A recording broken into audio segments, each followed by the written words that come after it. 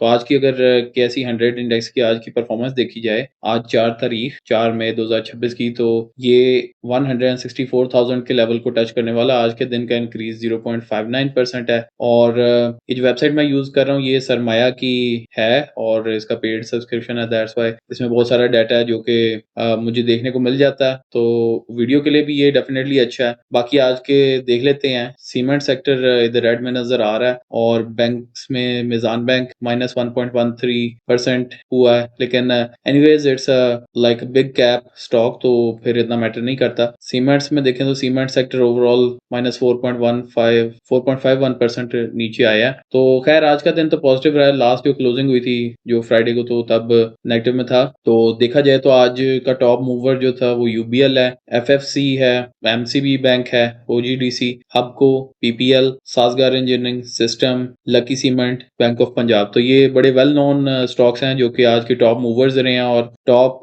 Well movers को छोड़ के आप अगर लूजर्स की बात करें तो मिजान बैंक ने पॉइंट्स लूज किए हैं और बाकी उन्हें इतना कुछ खास बहुत ज्यादा मैं कहूंगा कोई डाउन टर्न नहीं है इनके जो उसमें लेवल्स में। खैर अगर यहाँ पे आके हम देख लेते हैं तो चेंज परसेंटेज को हम अगर फिगर आउट करेंगे सबसे ज्यादा किसकी परसेंटेज में कमी हुई है, तो ये हमें नजर आ रहा है यहाँ पे कि एच कार जो है होंडा कार, तो ये -8.45% नीचे गया है। बाकी उसके बाद फिर पावर सीमेंट -3.55%, वाट सीमेंट -3.33%। तो ये इस तरह चल रहा है। और बाकी ठीक है, कोई आज बहुत ज्यादा बड़े स्टॉक की प्राइसेस में स्विंग्स नहीं आए, लेकिन फिर भी मार्केट ने कुछ थोड़े से पॉइंट्स ऐड किए हैं। तो ओवरऑल देखा जाए तो इट्स अ गुड न्यूज। लेकिन अब जो सिचुएशन चल रही है उस हिसाब से हम कुछ भी नहीं कह सकते। कभी स्टॉक्स ऊपर चले जाते हैं, कभी नीचे चले जाते हैं। जियोपॉलिटिकल जो सिचुएशन है वो काफी इफेक्ट कर रही है स्टॉक मार्केट को। अब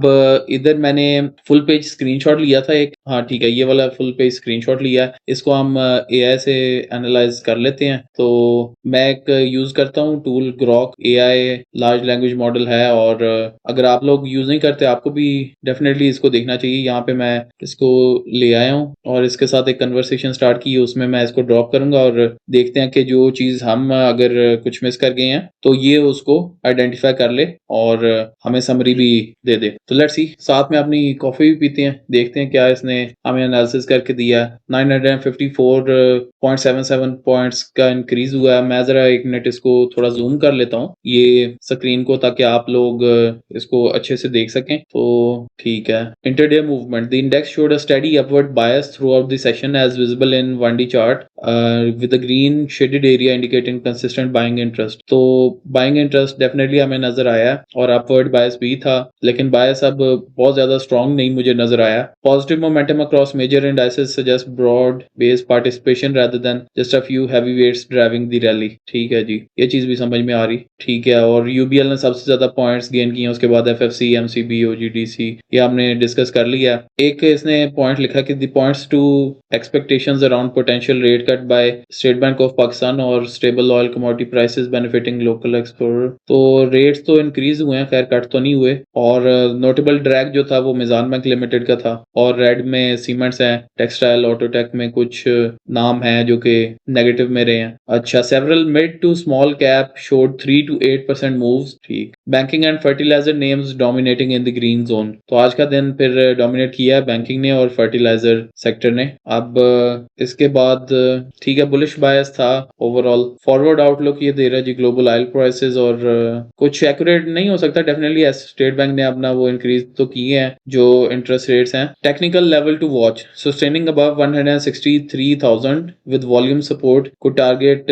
168K to 170K zone in coming sessions. तो लेट्स सी क्या बनता है। लेकिन अगर हम इसका हाईएस्ट देखें इस साल के, तो मेरा ख्याल 180 को क्रॉस किया था। हाँ जी, ये देखें 189 तक ये यहाँ पे मुझे नजर आ रहा है। तो I think if things go well कल का भी दिन हमें बुलिश ही नजर आ सकता है, but we can not be sure of that. लेकिन एक और चीज हम देख लेते हैं, डॉन न्यूज पे जाके हम बिजनेस न्यूज देख लेते हैं, उससे भी हमें आइडिया हो जाएगा कि ब्रॉडर मार्केट की जो सिचुएशन है वो क्या है। यहाँ पे हम बिजनेस सेक्शन में जाते हैं, ये हैंग हो गई है टैब, लेकिन ठीक है। The US and Israel on February 28 launch what they described as a preemptive joint strike against Iranian. ठीक है, ये तो पुराना ये इसमें जिक्र हो रहा है। आईआरजीसी से no vessel have crossed Hormuz in recent hours. ठीक है, तो इससे पीछे चलते हैं, बिजनेस से रिलेटेड न्यूज देखते हैं। तो इसमें हमें Pakistani delegation attends US investment summit to expand global footprint. इसमें देखते हैं कौन से